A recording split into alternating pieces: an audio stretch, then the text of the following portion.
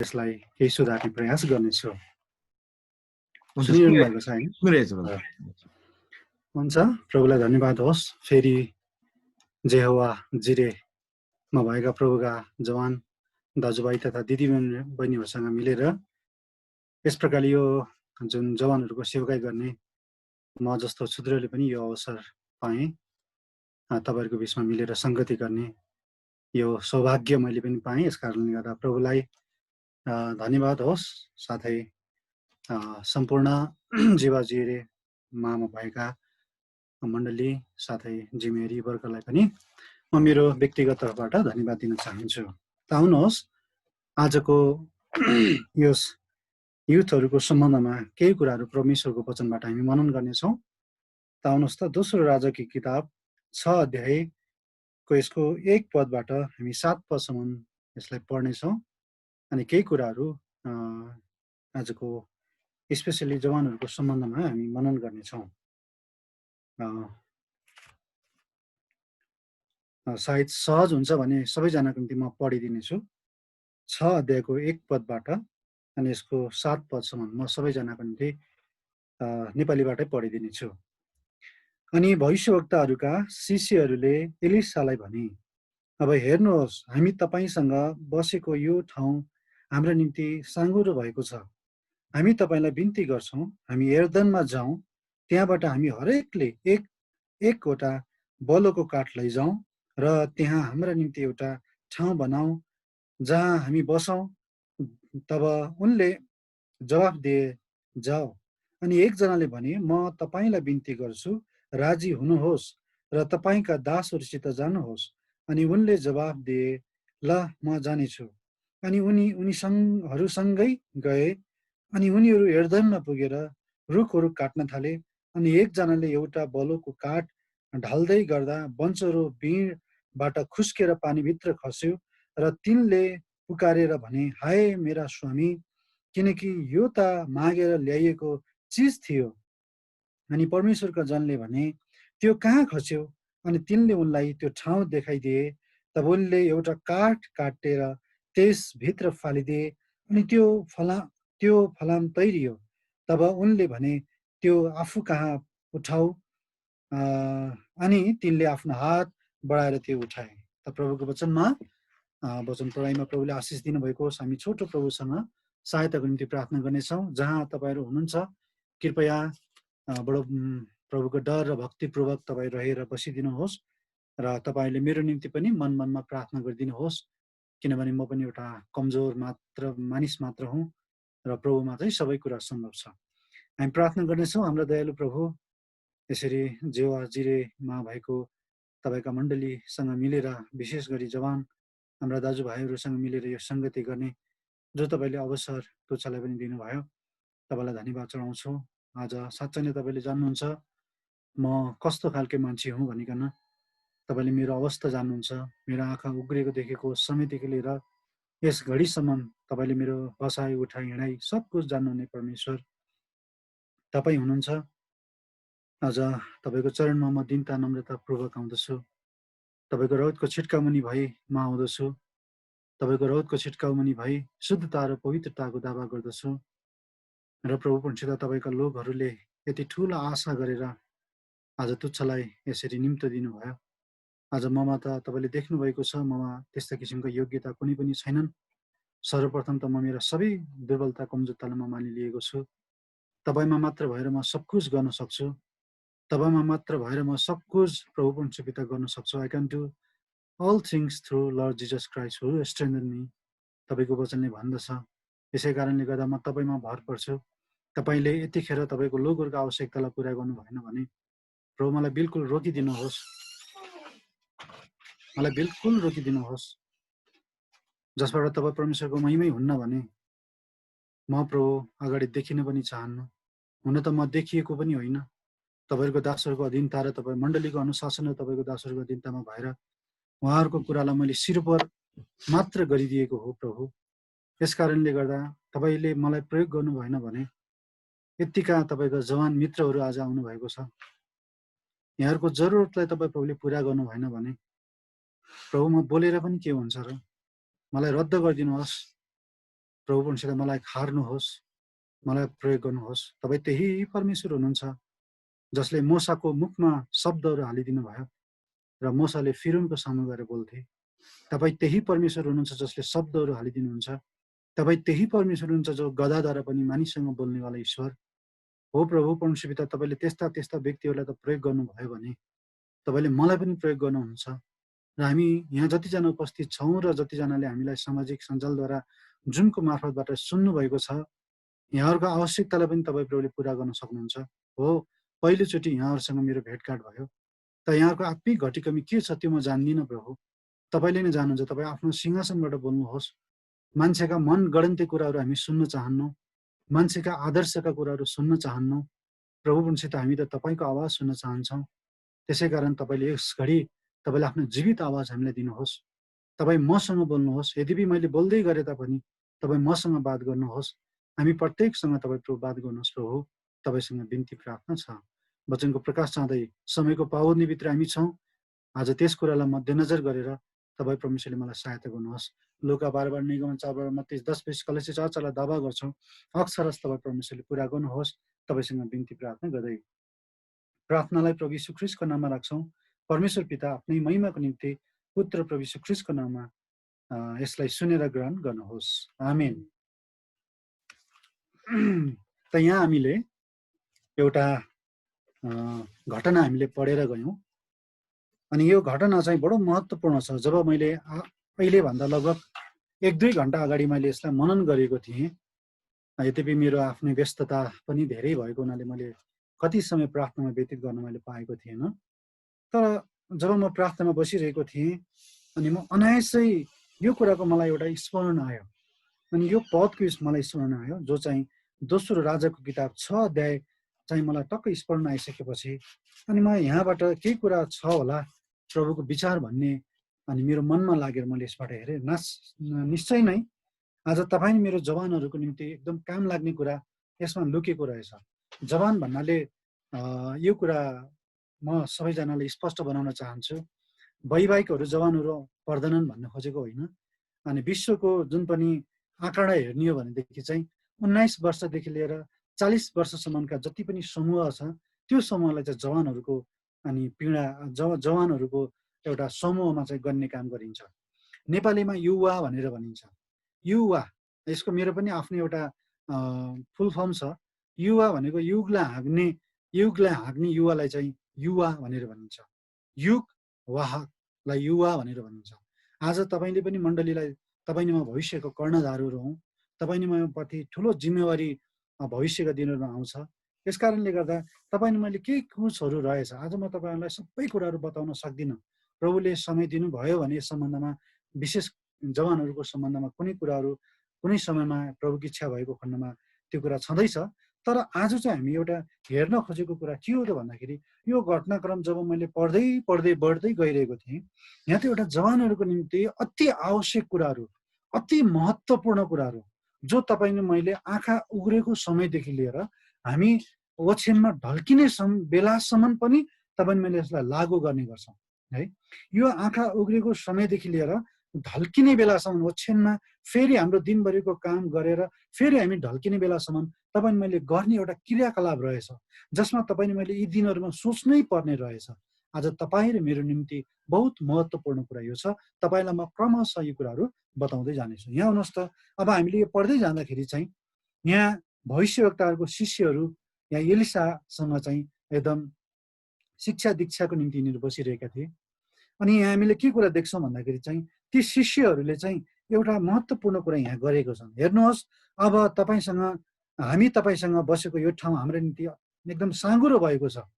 यो जवानहरू कस्तो देख्छौँ भन्दाखेरि चाहिँ यो शिष्यहरू चाहिँ कस्तो देख्छौँ भन्दाखेरि चाहिँ त्यसको त्यो सबै भौगोलिक अवस्थालाई एकदम निहार्ने टाइपको, भौगोलिक अवस्थालाई चाहिँ एकदम निहार्ने, त्यसको आवश्यकता, त्यो साँघुरो भएको अनि त्यसमा चाहिँ हामी नअटेको नअड्दाखेरिको एकदम समस्या, यी सबै कुराहरू देख्ने खालको एउटा यी युवाहरू रहेछन्। आज हामी पनि यस्तै खालको युवाहरू हुनुपर्छ। मण्डलीमा के छ आवश्यकता, मण्डलीको कस्तो छ आवश्यकता, यी सबै खालको देख्ने खालको हुनुपर्छ। अनि यहाँ हेर्दै गयौँ भनेदेखि अनि यो युवाहरूले चाहिँ के खालको समस्या छ त्यो मात्रै देखेनन्, यिनीहरूले एउटा आइडिया पनि लगाएका छन्। ध्यान दिनुभएको छ, एकदम आइडिया पनि लगाएको छ। 2 पदलाई हेर्नुभयो भने तपाईँले पढ्नुहुन्छ। तपाईँलाई हामी बिन्ती गर्छौँ, एर्दनमा जाउँ। हेर्नुहोस् त कस्तो मजाको आइडिया छ। एर्दनमा जाने गरे यिनीहरू, अनि त्यहाँबाट हामी हरेकले एक एकवटा बोलोको काठ लैजाउँ र त्यहाँ हाम्रा निम्ति एउटा ठाउँ बनाऊ र जहाँ हामी बस्छौँ भन्ने कुरा यहाँ गरेको छ। एउटा कस्तो भन्दाखेरि जुन एउटा आवश्यकता यिनीहरूले देखे, त्यो आवश्यकताप्रति यिनीहरूको आइडिया पनि कति राम्रो छ है। जाने अनि त्यहाँ पनि सिङ्गलको कुरा छैन, एउटा ग्रुपमा जाने कुरा गरेका छन्। अनि ग्रुपमा गइसकेपछि ग्रुपिङको कामको यहाँ कुरा देख्छौँ। अनि त्यो देखिसकेपछि चाहिँ यिनले एउटा सामूहिक काम हामी देख्छौँ। कति मण्डलीमा मैले प्राय देख्छु, धेरै जवानहरू विशेष गरी म देख्छु, कसैलाई मैले इङ्गित गरेर बोल्न चाहेको होइन। कसैको जीवनमा मेल खायो भने केवल त्यो संयोग मात्रै हुनुहुन्छ, ठेस पुर्याउने मेरो उद्देश्य होइन।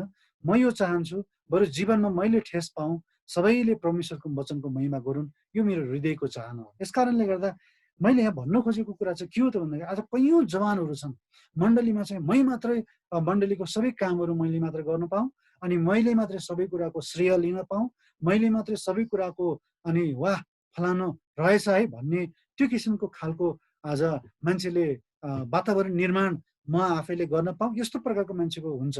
तर यो जवानहरूलाई कस्तो देख्छु भन्दाखेरि त्यो खालको छैन। हामी सबै जाउँ, सबै गएर दाउरा काटौँ, बलो काटौँ, बलो काटेर चट्ट लिएर आउँ, अनि लिएर आइसकेपछि यहाँ घर बनाऊँ अनि त्यहाँ बसौँ। एउटा यो जवान देख्छौँ। अर्को जवानको पनि यहाँ के कुरा देख्छौँ भन्दाखेरि चाहिँ होइन होइन, हामी सबै ग्रुपमा काम गर्ने, ल ठिक छ एकदम राम्रो, तर ग्रुपिङ मात्रै भएन, हामीले हाम्रो एउटा अग्रजलाई पनि लैजानुपर्छ है भनेर यहाँ एउटा निर्णय यिनीहरूले गरेका छन्। अनि निर्णय मात्रै गरेनन्, अग्रजसँग गएर यहाँ एलिया जो अग्रज हुन्, एलियालाई हामीसँगै गइदिनुहोस् न, जाइदिनुहोस् न भनेर यहाँ चाहिँ एलियालाई पनि सँगसँगै लैजानको निम्ति यहाँ यिनीहरूले आह्वान गरेको पनि कुरा देख्छौँ है। अनि यो आह्वान गरेसँगै एलिया पनि जान्छन्। एलिया गइसकेपछि त्यहाँ एउटा यस्तो प्रकारको घटना घट्छ। त्यो कस्तो घटना घट्छ भन्दाखेरि एउटा बन्चरो उसले लगेर गएको हुन्छ, जुन बन्चरो चाहिँ अर्काको हुन्छ, सापट लगेर गएको हुन्छ। त्यो बन्चरो चाहिँ दाउरा काट्दै गर्दाखेरि त्यो नदीमा खस्छ। अनि नदीमा खसेपछि फेरि एलिया कहाँ तिनी आउँछन्, एलियालाई बिन्ती गर्छन्, समस्या सबै बताउँछन्। अनि त्यस पछाडि गएर फेरि एलियाले है आइडिया लगाएर फेरि त्यसबाट एउटा काठ है डुबाएर अनि त्यसपछि त्यो बन्चरोलाई चाहिँ के गर्छन्, निकाल्छन् र त्यो मान्छेलाई दिन्छन्। यस्तो प्रकारको घटना हामी यहाँ देख्छौँ। यहाँ सबैलाई एक एक गरेर पढ्दै गयौँ भने यसबाट त छुट्टै एउटा हाम्रो निम्ति त जवानहरूको निम्ति छुट्टै र महत्त्वपूर्ण सन्देश त छँदैछ। तर मैले अघि नै मैले भनिसकेँ, 2-3 घन्टा अगाडि मैले प्रार्थना गर्नुभन्दा अगाडि चाहिँ एउटा विशेष मैले पाएको कुरा त तपाईँहरूको अगाडि म सेयर गर्न चाहन्छु। अनि त्यो कुरा चाहिँ के हो त भन्दा यी जवानहरूले चाहिँ निर्णय गरेको कुरा चाहिँ म आजको मुख्य टपिक छ। यसका गर्दा जतिजनाले तपाईँले सुन्दै हुनुहुन्छ, आजको यस युथ मिटिङको मुख्य थिम भनेको चाहिँ यी जवानहरूको चाहिँ निर्णय। त्यस कारण तपाईँ र मेरो निर्णय चाहिँ बहुत महत्त्वपूर्ण रोल खेल्दछ। तपाईँ र मैले जुन निर्णय छ, यो निर्णयले नै तपाईँ मेरो भविष्य निर्धारण गर्छ। यहाँ हेर्नुहोस् त, यदि यो जवानहरूले यो एलिसालाई आफूसँगै लैजाने जो निर्णय नगरेको भइदिएको भए, आफूसँगै लैजाने निर्णय जो नगरेको भइदिएको भए, यिनीहरूको जीवनमा त एकदम ठुलो हानि, एउटा क्षति, एउटा घाटा यिनीहरूले महसुस गर्नु पर्थ्यो। त्यस कारण यो निर्णय जवानी उमेरमा चाहिँ बहुत महत्त्वपूर्ण रहेछ। आज तपाईँ र मैले जुन निर्णय लिन्छौँ नि, यसले तपाईँ मेरो भविष्यलाई चाहिँ देखाउने रहेछ। आज म तपाईँसँग जो यसरी तपाईँहरूको बिचमा मैले अहिले वचन सेयर गरिरहेको छु, यो पनि मेरो कुनै एउटा एक दिनको एउटा निर्णयको प्रतिफल हो। आजभन्दा लगभग मेरो आफ्नो व्यक्तिगत हिसाब गरौँ भनेदेखि चाहिँ लगभग 8-10 वर्ष अगाडिको कुरा हो। म जब प्रभुको फुल टाइम सेवामा निस्किनुभन्दा पहिला मेरो एउटा भित्र आन्तरिक चाहना के थियो भन्दाखेरि चाहिँ मैले जब प्रोफेसनसी डिग्री इन मेडिकल साइन्स मैले जब गरेँ, त्यो गरिसकेपछि अब म युएसए अथवा युके लन्डन गएर अनि मेरो चाहिँ फर्दर स्टडी गर्ने मेरो ठुलो एउटा धोको, मेरो एउटा विचार थियो। त्यसको निम्ति मैले पासपोर्ट पनि बनाइसकेको थिएँ। अनि पछि गएर प्रभुले मलाई बिचमा के गर्नुभयो भन्दाखेरि उहाँले आफ्नो वचनद्वारा उहाँले मलाई फुल टाइम सेवाको निम्ति कलिङ दिनुभयो। यस कारणले गर्दा मेरो सबै पढाइलाई मैले छोडेर मैले निर्णय गरेँ। त्यो निर्णय गरिसकेपछि अनि म यसरी प्रभुको सेवकाईमा 2008बाट यसरी म लागेँ। यस कारणले गर्दा आज म तपाईँहरूको बिचमा यसरी वचन सेयर गरिरहेको छु। यो सेयर गर्नुको कुनै एक दिनको मेरो एउटा के थियो, निर्णयले गर्दा आज तपाईँहरूको बिचमा म आएँ। आज तपाईँ सुखी हुनुहुन्छ, कति दुखी हुनुहुन्छ, कति आफूले गरेका विगत दिनहरूका निर्णयले गर्दा तपाईँ बहुत एकदम थकित हुनुहुन्छ। किन मैले यस्तो प्रकारको निर्णय गरेँ, किन मैले यस्तो प्रकारको निर्णय गरेँ, तपाईँले आफ्नो जिन्दगीलाई धिक्कार्दै हुनुहुन्छ पनि होला। तर एउटा कुरा याद गर्नुहोस् है, तपाईँ र मैले लिएको निर्णयको नतिजा हो। म तपाईँलाई एउटा सामान्य घटना बताउँछु। कुनै एउटा बाउका 2टा छोरा थिए, अनि त्यो बाउ चाहिँ एकदम जडिया टाइपको थियो, एकदम रक्सी खाएर मत्थु हुने, एकदम रक्सी मात्रै खाने, रात दिन रक्सी खाने, अनि घरमा कचिङ्गल मात्रै गर्ने, झगडा गर्ने, एकदम त्यहाँ विभिन्न किसिमका लडाइँहरू गर्ने त्यस्तो खालको थियो। अनि जहिले पनि त्यो बाउले चाहिँ आफ्नो जेठो छोरालाई भन्दो रहेछ, ए छोरा लु जा त गएर रक्सी लिएर भन्दो रहेछ। 1 दिन पठाए, 2 दिन पठाए, 3 दिन पठाए, अनि प्रत्येकचोटि त्यो जेठो छोराले गएर ल्याउने रहेछ, अनि बाउलाई दिने रहेछ, ल्याउने रहेछ, बाउलाई दिने रहेछ, अनि त्यो बाउलाई दिने रहेछ, ल्याउने रहेछ, अनि फेरि बाउलाई दिने रहेछ। अनि गर्दा गर्दा त्यो छोरोले चाहिँ बाउले ल्याउन पठाउँदाखेरि उसले पनि चाख्न सुरु गरेछ, र यसरी उसले पनि यसरी मद्यपान लागु पदार्थहरूले खान पनि सुरु गरेछ। मतलब त्यो जाँड रक्सी उसले पनि खान सुरु गरेछ। र उसकै घरमा चाहिँ जेठो कान्छो छोरा पनि रहेछ, 2टा छोरा हेर्नुहोस् है। कान्छो छोरोले के गरेछ भन्दाखेरि चाहिँ एक दिनको कुरा, बाउले रक्सी खाए, बाउले रक्सी खाउँदाखेरि आमालाई एकदम बाउले नराम्रोसँग पिटेछ। आमा हस्पिटलमा एकदम बिरामी हुनुभयो। त्यो दिन त्यो छोराले एउटा मनमा एकदम अठोट गरेको छ, मेरो यो रक्सीको कारणले गर्दा, मेरो बाबाले रक्सी खाएको कारणले गर्दा आज आमाको यो गति भयो, गाउँभरि हाम्रो बदनाम छ, अब यो रक्सी भन्ने चिज चाहिँ खानै नहुने चिज रहेछ भनेर चाहिँ त्यो छोरोले अठोट गर्यो। अनि केही समयको बादमा है ती दुवैजना छोराहरू बढ्दै गए, हुर्किँदै गए, आफ्नो क्षेत्रमा पुगे, आफ्नो एममा पुगे। अनि त्यसपछि जट्टो छोरालाई जोलाई इन्टरभ्यू लिए चाहिँ एकजना मान्छेले इन्टरभ्यू लिएछ, भनेछन्, अरे तपाईँ किन आज तपाईँको बाबाले त रक्सी खानुहुन्छ, तपाईँ पनि त रक्सी खानुभएको छ, किन यस्तो मत्थु भएर तपाईँ लागिरहनु भएको छ, हिँडिरहनु भएको छ भनेर भन्दाखेरि त्यसले के भन्यो भन्दाखेरि, हजुर के गर्ने, मेरो बाबाले चाहिँ रक्सी खानुहुन्थ्यो, मेरो बाबाले यस्तो गर्नुहुन्थ्यो, मेरो बाबाले उस्तो गर्नुहुन्थ्यो, मलाई कहीँ अवसर मिलेन, मलाई अनि त्यो है त्यो के भन्छ कापी कलम किन्ने बेलामा अनि मलाई चाहिँ रक्सी लिन पठाउनु भयो, यस कारणले गर्दा अनि जिन्दगी यस्तै रहेछ भनेर मैले बिताएँ भनेर उसले त्यस्तो जवाब दियो। अनि कान्छो छोराले के भन्छ भन्दाखेरि उसलाई पनि इन्टरभ्यू लिने बेलामा चाहिँ उसलाई के भन्छन् भने, कान्छो छोराले के भन्छ, जब मैले देखेँ मेरो बाबाले जब रक्सी खाएर एउटा समाजमा एउटा विकृति फैलाएको, घरमा चाहिँ अशान्ति मचिएको देखेँ, त्यस दिन मैले निर्णय गरेँ र आज त्यही निर्णयले गर्दा मैले आज यो ठाउँमा के गरेको छु है, ऊ गरेको छु, मतलब आएको छु। यसको मतलब याद हेर्नुहोस् त, एउटै जडिया बाउको छोरा, कोही चाहिँ राम्रो पोस्टमा पुगेको छ है, कोही चाहिँ एउटा राम्रो बनेको छ, एउटै जडियाको छोरा कोही चाहिँ मत्तु नै भएको छ। यो 2वटा छोरामा चाहिँ के फरक देख्छौँ भन्दाखेरि यिनीहरूले निर्णय लिने कुरामा फरक हामी देख्छौँ। यस कारणले गर्दा आज तपाईँ र म प्रभुको घरको निम्ति काम लाग्ने पात्र, काम लाग्ने व्यक्ति बन्नको निम्ति चाहिँ त्यो तपाईँ र मैले लिने निर्णयमा भर पर्छ, तपाईँ र मैले गर्ने निर्णयमा भर पर्छ। यस कारणले गर्दा कस्तो निर्णय तपाईँ र मैले गर्दैछौँ। म तपाईँलाई बाइबलबाट धेरै यस्ता निर्णय गरेका व्यक्तिहरूको उदाहरण केही समयसम्म म तपाईँलाई प्रस्तुत गर्न चाहन्छु। पहिलो व्यक्ति हो आदम र हव्वा, जसले निर्णय लिए। हेर्नुहोस् त, उनीहरूले लिएको निर्णयलाई तपाईँले हेर्नुभयो भने हेर्नुहोस् त कति साह्रो एउटा फरक भयो। परमेश्वरले अदनको बगैँचामा 2वटा रुखको फल राखिदिनु भएको थियो। पहिलो रुखको फल असल ज्ञान दिने रुखको फल, दोस्रो रुखको फल एउटा अनि जीवनको रुखको फल। परमेश्वरको चाहना थियो मान्छेले जीवनको रुखको फलबाट खाओस्, तर मान्छेले के कुराले निर्णय गरे तिनीहरूले है, अनि हब्बाको बहकाउमा त आए, तर निर्णय चाहिँ के गरे भन्दाखेरि चाहिँ हामीले चाहिँ मतलब हब्बाको बहकाउमा भन्छ कि शैतानको बहकाउमा आइसकेपछि चाहिँ अनि यिनीहरू त्यसपछि त्यो निर्णय यिनीहरूले लिए, शैतानको कुरालाई मान्ने निर्णय लिए। यस कारणले गर्दा याद गर्नुहोस्, त्यो निर्णय लिएको कारणले गर्दा आज संसारमा कस्तो पाप प्रवेश गरेर आयो, कति दुःख लाग्दो कुरो। अब म तपाईँलाई अर्को कुरा पनि बताउँछु। बाइबलमा हामीले अब्राम र अब्रामको भतिजा लुतको विषयमा हामी देख्छौँ। जब अब्रामले भने, ल त तिमीले कुन चाहिँ चुन्छौ, तिमी आफैले निर्णय गर, तिमी पूर्वतिर गयो भने म पश्चिमतिर जान्छु, तिमी दक्षिणतिर गयो भने म उत्तरतिर जान्छु, तिमीले कतातिर चुन्छौ। हेर्नुहोस् त कस्तो निर्णय। तर त्यहाँ लेखिएको छ उनले एउटा बेसीलाई रोजे, एउटा राम्रो जग्गालाई रोजे। जुन निर्णय तिनले गरे त्यही निर्णयले पछि गएर तिनलाई के गर्यो भन्दाखेरि चाहिँ है सदम र गमोरा भित्रै तिनलाई पुर्यायो। यस कारणले गर्दा याद गर्नुहोस्। अब म तपाईँलाई अर्को कुरा पनि बताउँछु, रुथको विषयमा हेर्नुहोस्। रुथको जब तिनीहरूले अनिकाल परेको समयमा मोआब देशमा जाने निर्णय गरे, मोआब देशमा तिनीहरू पनि गए। अनि गइसकेपछि आफ्नो पति पनि नाओमीले गुमाइन्। अनि त्यसपछि गएर है, त्यसपछि गएर 2टा छोरा पनि गुमाए।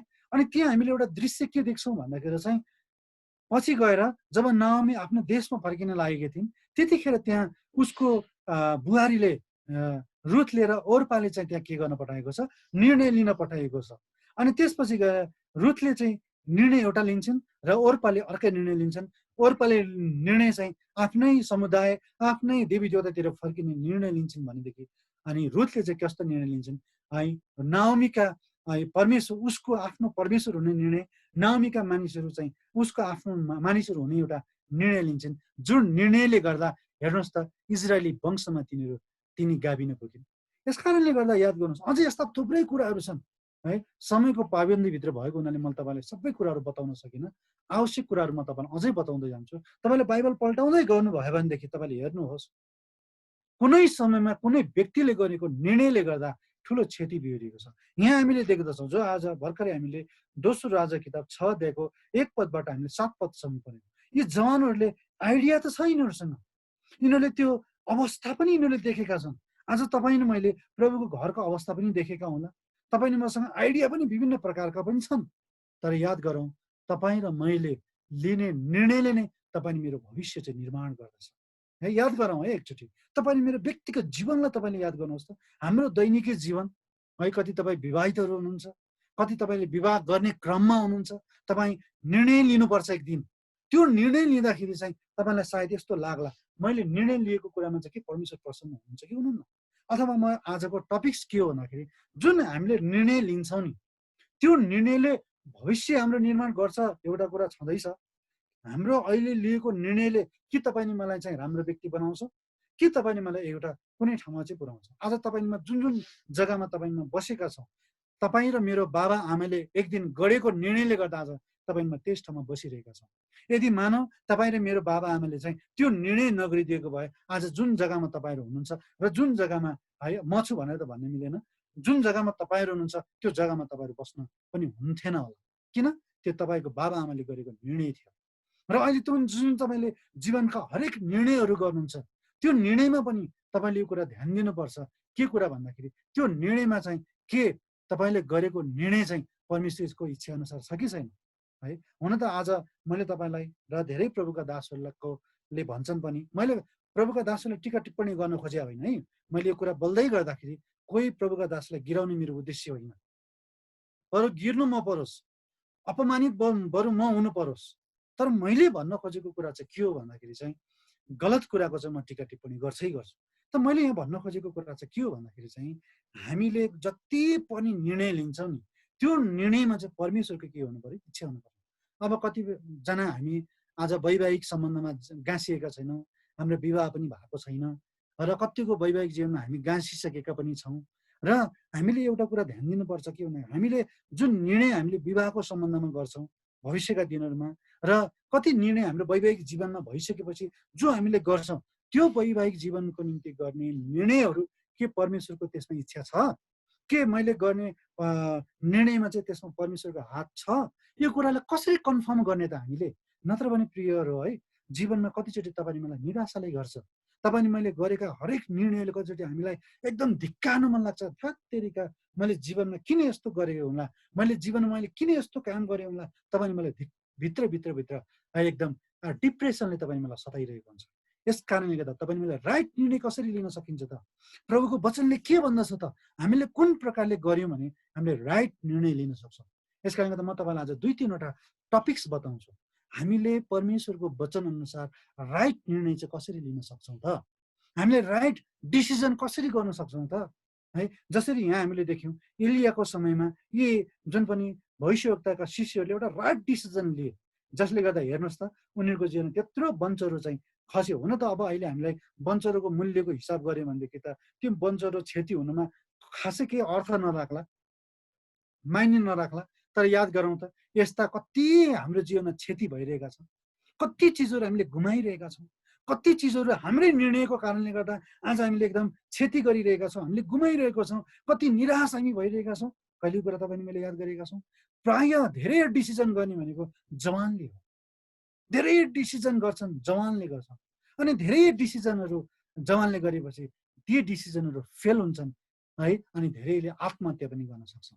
त्यस कारण म यो कुरा चाहन्छु, आजको यो जुन पनि हाम्रो यस प्रकारको सेवकाई छ, यो सेवकाईले धेरैजनामा यो उन्नति गरोस्, धेरैजनाको बिचमा यो प्रगति गरोस्। के भन्दाखेरि तपाईँ र मैले जुन अब भविष्यका दिनमा जुन निर्णय छ, त्यो निर्णय चाहिँ परमेश्वरको इच्छा मुताबिक होस्। प्रियहरू, तितो होला है, प्रभुको इच्छा मुताबिकको निर्णय लिन अलिकति तितो होला, तर याद गर्नुहोस् त्यो पछि गएर मिठो साबित हुन्छ है। त्यो मिठो साबित भएर देखा पर्न सक्छ, त्यो एउटा राम्रो भएर देखा पर्न सक्छ। त्यस कारणले गर्दा यो कुरा चाहिँ आज एकदम तपाईँले मैले बुझ्नु जरुरी छ, यो कुरालाई तपाईँले मैले एकदम ध्यान दिनु जरुरी छ। आउनुहोस् म तपाईँलाई केही महत्त्वपूर्ण कुरा, टपिक्सहरू, महत्त्वपूर्ण कुराहरू बताउँछु जो कि चाहिँ हामीले निर्णयले चाहिँ साँच्चै नै परमेश्वरको इच्छा हुन्छ, अथवा हामीले जुन निर्णय लिन्छ त्यो निर्णयमा चाहिँ परमेश्वरको इच्छा कसरी हुन्छ भन्ने कुराको विषयमा चाहिँ म तपाईँलाई केही कुराहरू बताउन चाहन्छु। सर्वप्रथम आउनुहोस् त म एउटा फर्स्ट पोइन्टलाई हेरौँ हामीले है। यूहन्नाको किताब 4 अध्यायमा आउनुहोस्। सुरुमा यो कुरा पढ्दाखेरि तपाईँलाई टपिक्स जस्तो त नलाग्ला, तर म यसको अन्तमा कन्क्लुजनमा म तपाईँलाई बताउने छु। यहाँ आउनुहोस् त, यूहन्नाको किताब 4 अध्यायमा आउनुहोस्। सुसमाचार यूहन्नाको किताब 4 अध्याय, सुसमाचार यूहन्नाको किताब 4 अध्यायमा आउनुहोस्। यहाँ सुसमाचार यूहन्नाको किताब 4 अध्यायको कृपया हामी एक दुईवटा पदलाई हामी पढ्नेछौँ। कति पदलाई पढ्नेछौँ भन्दाखेरि चाहिँ यहाँ हामीले पढ्दैछौँ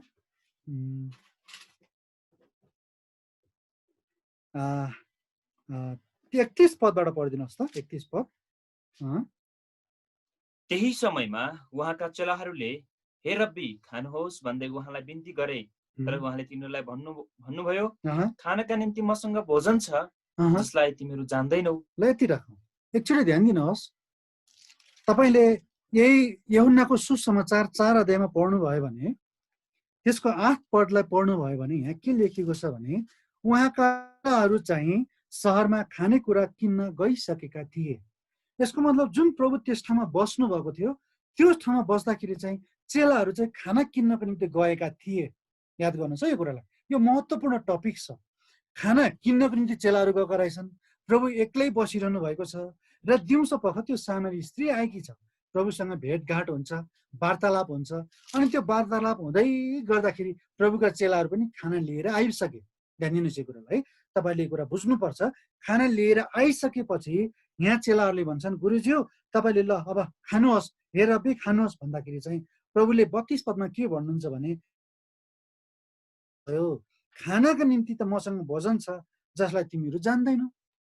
अचम्म यहाँ प्रश्न छ, खानाकै निम्ति प्रभुले पठाउनु भएको हो, खानाको निम्ति पठाउनु भएको, तर प्रभुले के भन्नुहुन्छ भन्दाखेरि चाहिँ यहाँ मसँग खाना छ जो तिमीहरू के गर्दैनौ भन्छ, जान्दैनौ भनेर प्रभुले भन्नुहुन्छ।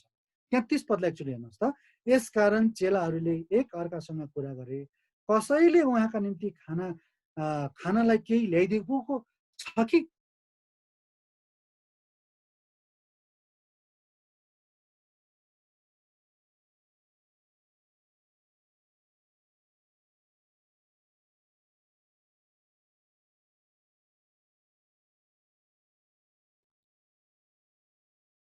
Did someone pause? I think network यो भयो जस्तो छ। प्रभुले कुरा गर्नुभएको छ। अनि यहाँ चेलाहरूले भन्छन् मैले चाहिँ मसँग खाना छ भनेपछि सबैजना एकदम कस्तो हुन्छ भन्दाखेरि खाना खाइसके कस्तो के अरे हो खाना छ भनेर भन्दाखेरि तिनीहरू सबैजना छक्कै पर्छन्, होइन।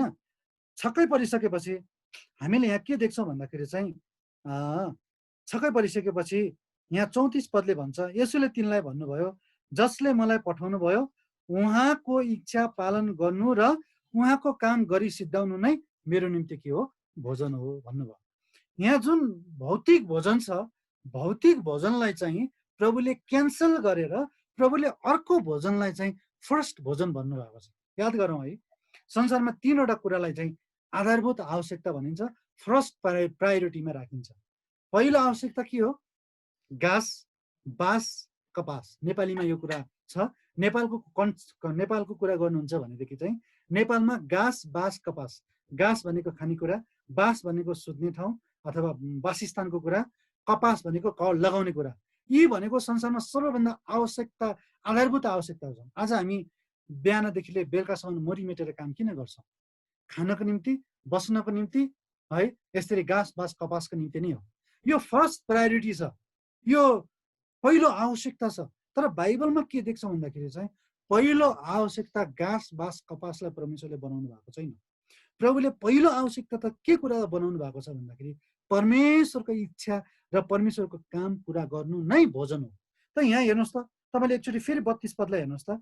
खानाका निम्ति मसँग भोजन छ जसलाई तिमीले जान्दैनौ, र तपाईँले 34 पदलाई मिलाएर पढ्नुहोस् त। खानाका निम्ति मसँग भोजन छ जो तिमीले जान्दैनौ भन्नको मतलब प्रभुले भोजन भनेर के कुरालाई भन्नुभएको? परमेश्वरको काम गर्ने कुरालाई नै उहाँले के बनाउनु भएको छ? भोजन बनाउनु भएको छ। अब भोजन संसारिक हिसाबले के हो? फर्स्ट प्रायोरिटीमा घाँस, बाँस, कपासलाई राख्छन् भने प्रभुको दृष्टिमा घाँस, बाँस, कपासलाई सेकेन्ड स्थान, पहिलो स्थान परमेश्वरको है कुरालाई यहाँ राख्नु भएको छ।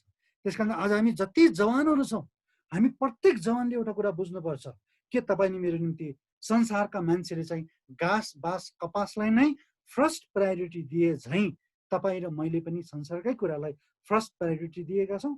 घाँसका कुरालाई, बाँसका कुरालाई, कपासका कुरालाई यसकै निम्ति भनेर हामीले सङ्गतिलाई भुलिरहेका छौँ। मैले भन्न खोजेको यो होइन कमाउँदै नकमाउनु, मैले भन्न खोजेको यो होइन कामै नगर्नु भन्न खोजेको होइन। तर मैले भन्न खोजेको के, प्रायोरिटी चाहिँ कसलाई दिएका छौँ? प्रायोरिटी कसलाई दिएका छौँ? के तपाईँ र मैले यी प्रभुले जस्तै है घाँस, बाँस, कपासलाई सेकेन्डरी स्थान र फर्स्ट स्थान चाहिँ के तपाईँ मैले परमेश्वरको इच्छालाई दिएका छौँ? अब म तपाईँलाई केही कुराहरू बताउँछु। हामीले निर्णय लिने निर्णयमा, हामीले गर्ने निर्णयमा एउटा महत्त्वपूर्ण स्थान के रहेछ भन्दाखेरि यहाँ आउनुहोस् त, म तपाईँलाई मत्तीको किताब 6 अध्यायबाट केही कुराहरू बताउन चाहन्छु। मत्तीको किताब 6 अध्यायमा आउनुहोस्। यहाँ बताएको छ, कृपया सबैजनाले आफ्नो बाइबलमा हेरिदिनुहोस् 31 पदलाई। हामी के खाउँला, यो फर्स्ट प्रायोरिटी जो संसारले दिन्छ, हामी के पहिरौँला वा हामी के पहिरौँला भन्दै तिमीहरू फिक्री नगर है। यहाँ यो 31 पदलाई हेर्नुहोस् त। यसकारण के खाउँला र के पिउँला भन्दै तिमीले चाहिँ फिक्री नगर। 32 पदले भन्छ अन्य जातिहरू यी सबै कुरा थोकको खोज गर्दछन्।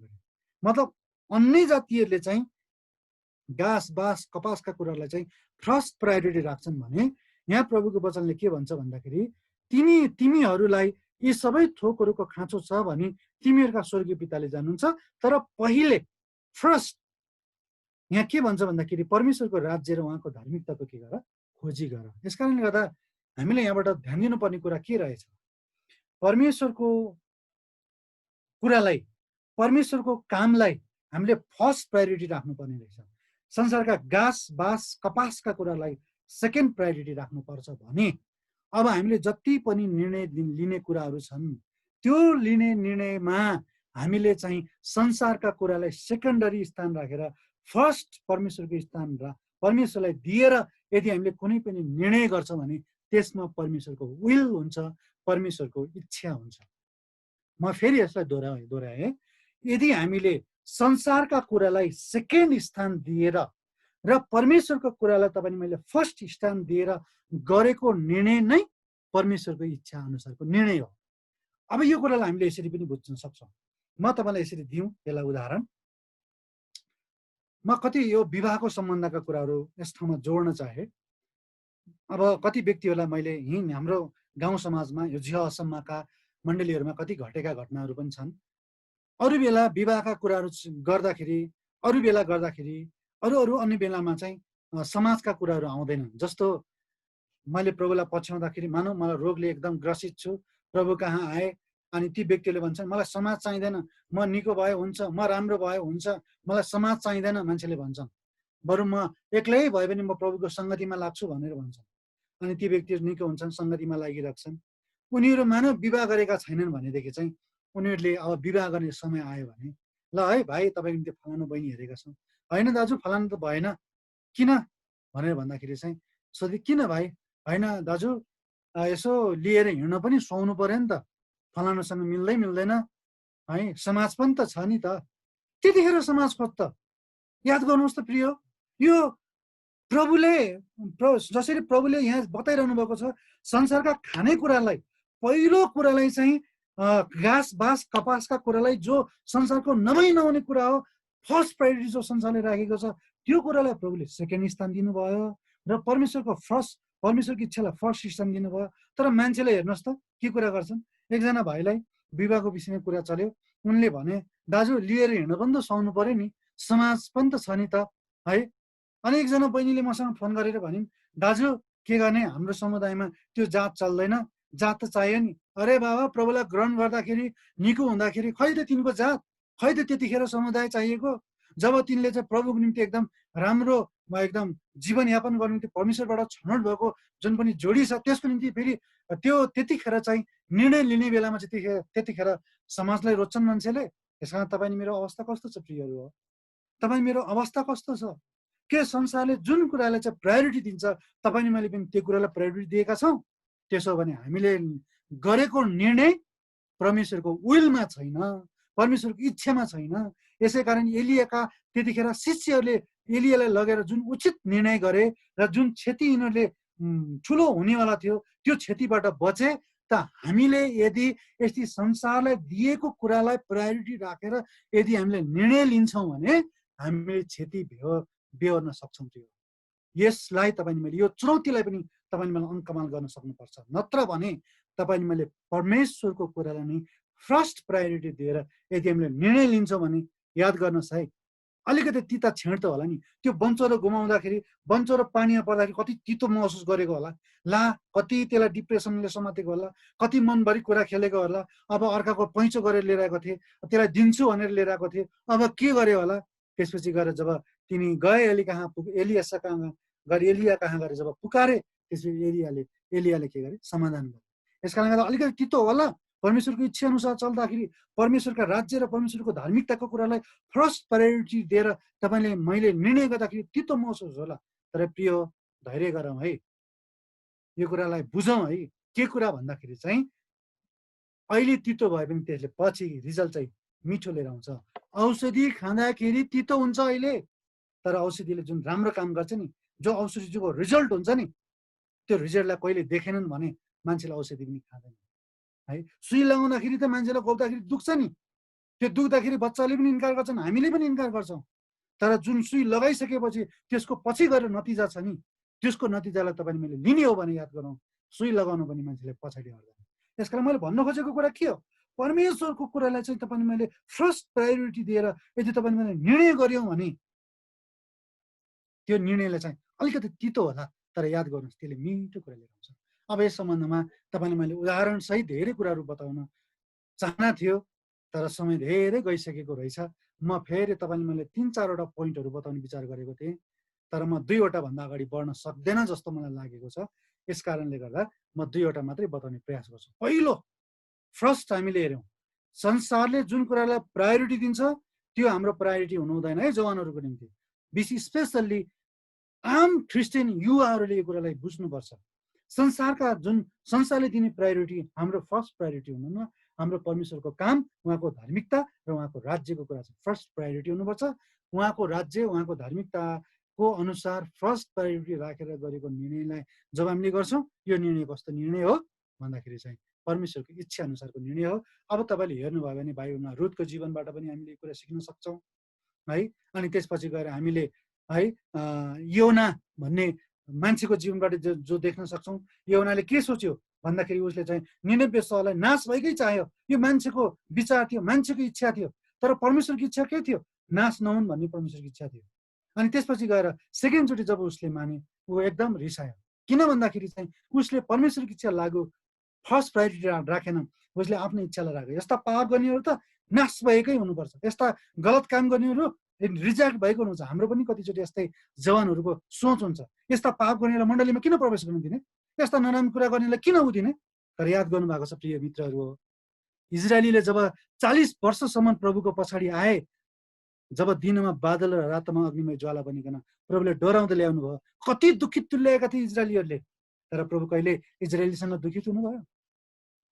कहिले इजरायलीसँग परमेश्वरले, मतलब मैले भन्न खोजेको अर्थलाई गलत अर्थमा नलगाउँ, मैले भन्न खोजेको अर्थ यो हो कि परमेश्वरले उनीलाई कति प्रेमिलो व्यवहार गर्दै गर्दै गर्दै उनीहरूले डोर्याउँदै कनान देशसम्म ल्याउनु। त्यसकारण आज हामी युवाहरूले पनि यो प्रभुको अनुसरण हामीले गर्नुपर्छ। हामीले कसैले केही गर्यो है यस्तालाई त मण्डलीमा ल्याउनुहुन्न, यस्तालाई मण्डलीबाट रिजेक्ट गर्नुपर्छ, यस्तालाई मण्डलीबाट बहिष्कार गर्नुपर्छ, होइन। तर हामीले त्यतिखेर एउटा परमेश्वरको जस्तो व्यवहार देखाउनुपर्छ। यहुनाको जस्तो पाप गर्ने र मर्नै पर्छ, यसलाई नाश गर्नै पर्छ, यो होइन प्रिय हो। त्यसकारण यो कुरालाई हामीले बुझौँ। अब म ढिलो नगरिकन दोस्रो पोइन्टमा म गएँ।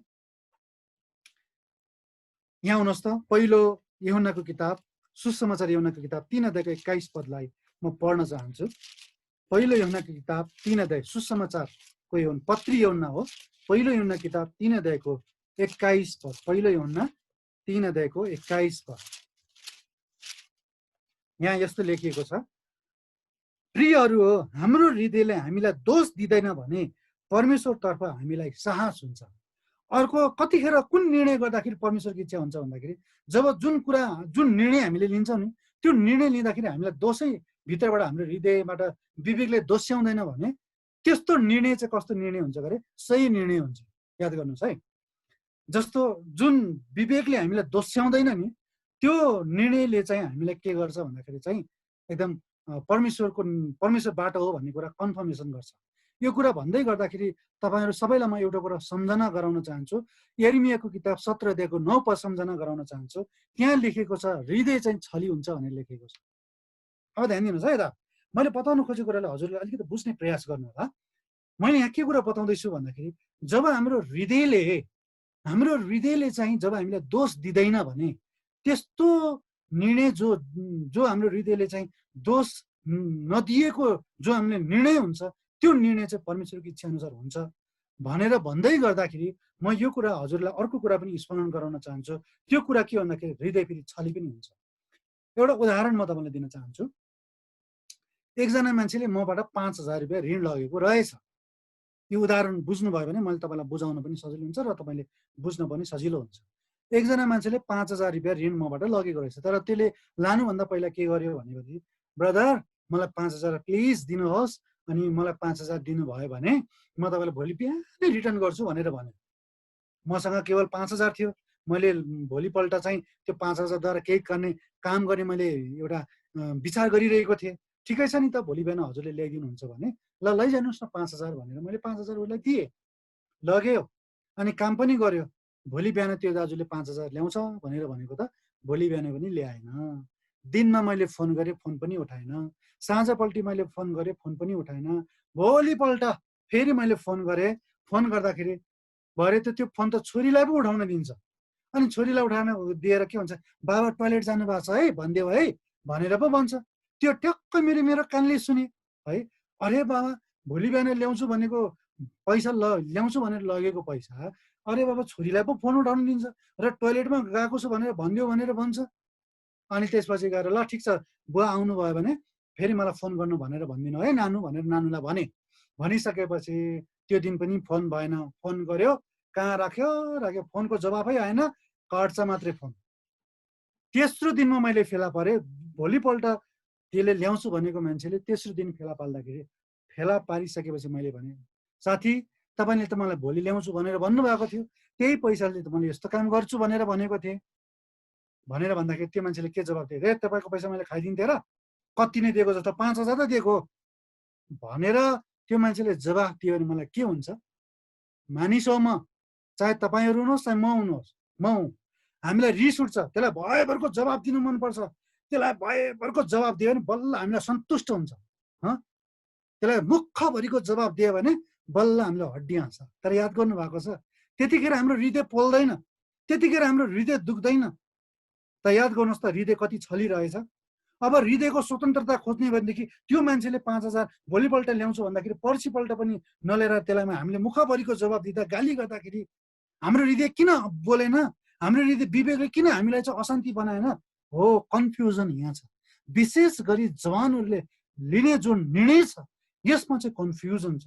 तर म आज कन्फ्युजन दूर बनाउन चाहन्छु। प्रभुको वचनले हामीलाई सिद्धान्त सिकाउँदैन। म फेरि दोहोऱ्याउँछु, प्रभुको वचनले हामीलाई माफ गर्नुहोस्, नियम सिकाउँदैन है। मैले फेरि दोहोऱ्याएँ, प्रभुको वचनले हामीलाई नियम सिकाउँदैन, प्रभुको वचनले हामीलाई सिद्धान्त सिकाउँछ।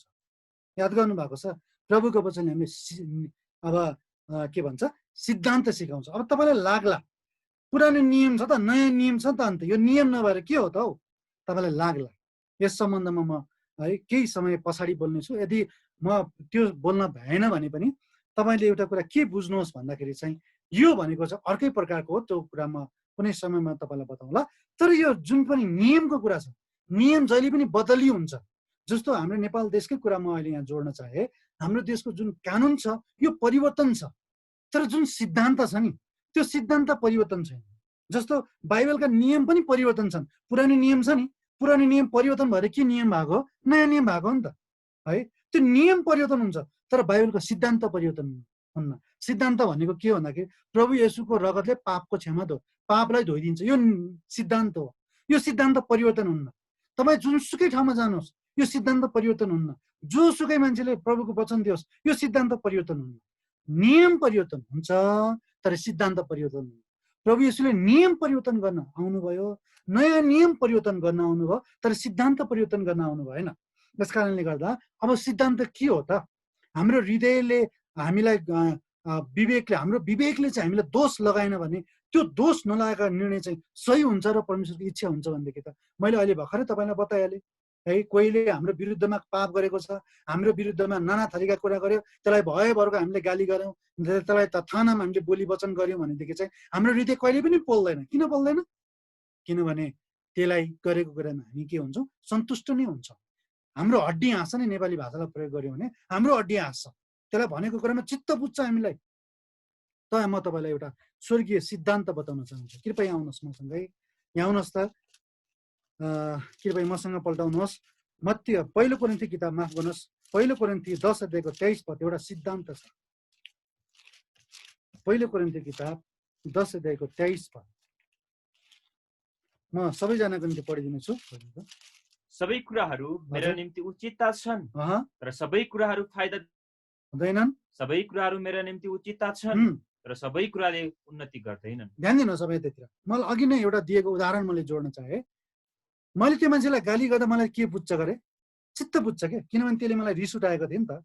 मलाई भोलि बिहान ल्याउँछु भनेर भनेको मान्छेले 2-3 दिन लगाउँदाखेरि पनि त्यही माथि मसँग चाहिँ नराम्रो व्यवहार गर्छ। दाजु माफ गर्नुहोस्, सरी, मैले यस्तो यस्तो कारणले ल्याउन सकिनँ भनेको भए खै मेरो मन कस्तो पो हुन्थ्यो। तर त्यो मान्छेले चाहिँ मलाई त्यस्तो किसिमको जवाब दिएको भएर मलाई रिस उठ्यो है। यो कुनै पनि मेरो जीवनमा घटेको घटना होइन है। मैले हजुरलाई बुझाउनको निम्ति चाहिँ यो मैले एउटा उदाहरण मात्र पेश गरेको। अब भनेपछि त्यो मान्छेले मलाई गाली गर्दाखेरि मलाई रिस उठ्छ। अब यहाँ ध्यान दिनुहोस्, मैले गाली गर्नु उचित हो कि होइन? किनभने मेरो त काम त टरेन नि। मेरो त्यो मान्छेले काम यस्तो काम भोलिपल्ट ल्याइदिन्छु भन्दाखेरि चाहिँ नल्याइदिएको भएको भएर त्यो मान्छेलाई मैले गाली गरेर सबक सिकाएर भोलिका दिनमा त्यसले त्यस्तो गर्दैन, उचित त हो नि मैले गाली गर्नु त। तर यहाँ के सिद्धान्त छ त भाइ? गाली गर्नु उचित त छ, तर त्यसमा के छैन गरे, फाइदा छैन। गाली गर्नु उचित त छ, तर उन्नति छैन। त्यही भएर जुन कुराले तपाईँले मेरो फाइदा गर्दैन, जुन कुराले तपाईँले मेरो आत्मिक उन्नति गर्दैन, त्यो कुरा गर्नु के रहेछ, गलत रहेछ। यस कारणले गर्दा ध्यान दिनौँ, हामीले हाम्रो हृदयको स्वतन्त्रता यो मात्र इम्पोर्टेन्ट कुरा होइन। हामीले हृदयको, हाम्रो विवेकले त दोष दिएन है भन्नु मात्रै ठुलो कुरो होइन। मेरो विवेकले दोष दिएको छैन भनेर पक्रि नबस्नुहोस्। मेरो विवेकले चाहिँ मलाई दोष्याएको छैन भनेर एकदम यो कुरालाई पक्रि नबस्नुहोस्। तर त्यसले मलाई उन्नति गरे कि गरेन, फर्स्ट कुरा। त्यसले मेरो आत्मिक फाइदा गरे कि गरेन, सेकेन्ड कुरा। यो दुईवटा कुरा बहुत इम्पोर्टेन्ट छ। मैले त्यो मान्छेलाई गाली गरेँ, मलाई त चित्त बुझ्यो, उचित त छ, किनभने मेरो त्यतिखेर समस्या टरेर गएन, उचित त हो। तर त्यो गाली गर्दाखेरि मलाई के भयो कि भएन, फाइदा भयो कि भएन? त्यो गाली गर्दाखेरि आत्मिक उन्नति भयो कि भएन? त्यो हो भने त्यो कुरा गलत हो। यस कारणले गर्दा हामी धेरै जवानहरूले यो भुल गरिरहेका छौँ। एकजना जवानले मलाई सोधे, के सोधे भन्दाखेरि भाइ फिल्म हेर्नु उचित छ कि छैन, क्यारम बोर्ड खेल्नु, अब नेपालमा चाहिँ क्यारम बोर्ड खेल्ने चलन छ, त्यो खेल्नु उचित छ कि छैन? मैले भने भाइ प्रभुको वचनमा कहिले नियम बताएको छैन, यो गर्नु त्यो नगर्नु यो गर्नु यसो नगर्नु नियम बताएको छैन। नियम त शास्त्री र फरिसीले बताउँछन् है। यसो नगर्नु उसो नगर्नु यो नहेर्नु यसो नगर्नु यो त शास्त्री र फरिसीले बताउँछ। खेल्नु नखेल्नु। तर तपाईँले एउटा कुरा ध्यान दिनुहोस्, तपाईँले हेर्दाखेरि तपाईँको आत्मिक जीवन उन्नति भयो कि भएन, तपाईँलाई आत्मिक फाइदा भयो कि भएन। यदि तपाईँको आत्मिक फाइदा छैन भने तपाईँले हेर्दाखेरि आत्मिक उन्नति गर्नुभयो भने त्यो हेर्नु गलत हो। तपाईँले क्यारम बोर्ड खेल्दाखेरि तपाईँको आत्मिक फाइदा भएन र तपाईँको आत्मिक उन्नति भएन भने त्यो पनि गलत हो। त्यस कारणले गर्दा एउटा विश्वासीले ध्यान दिनुपर्ने कुरा के रहेछ भन्दाखेरि यो गर्नु उचित छ कि छैन। कुनै पनि बडालाई सोध्नु जरुरी परेन, कुनै पनि अग्रजलाई सोध्नु परेन, जरुरत परेन, किनभने प्रभुको वचनले नियम सिकाएको छैन है। कुनै पनि व्यक्तिहरूले मलाई सोधे, होइन मैले ग्रहण गरेँ, ग्रहण गरिसकेपछि के खानुहुन्छ के खानुहुन्न सबैमा मलाई सोध्छन्। अनि मैले भने हेर्नुहोस् प्रभुको वचनले के खानुहुन्छ र के खानुहुन्छ भनेर नियम सिकाउँदैन। सिकाउँछ त केवल के सिकाउँछ भन्दाखेरि चाहिँ हाम्रो आत्मिक उन्नति र फाइदा हुन्छ कि हुन्न। यसका लागि यी महत्त्वपूर्ण कुरा छन् है। म तपाईँलाई फेरि यसलाई दोहोऱ्याउन चाहन्छु। त्यही भएर हाम्रो विवेकको स्वतन्त्रताबाट अथवा हाम्रो जुन पनि विवेकले चाहिँ दोष नदिएर जति पनि निर्णय हामीले लिन्छौँ त्यो निर्णय कस्तो निर्णय हो भन्दाखेरि चाहिँ परमेश्वरको इच्छाद्वारा गरिने। अथवा यसलाई यसरी पनि बुझ्न सक्छौँ, हृदयको स्वतन्त्रता विवेकको स्वतन्त्रता मात्रै होइन, तर त्यो निर्णयले चाहिँ हामीलाई आत्मिक फाइदा गर्छ कि गर्दैन त्यो चाहिँ बहुत मायने राख्छ।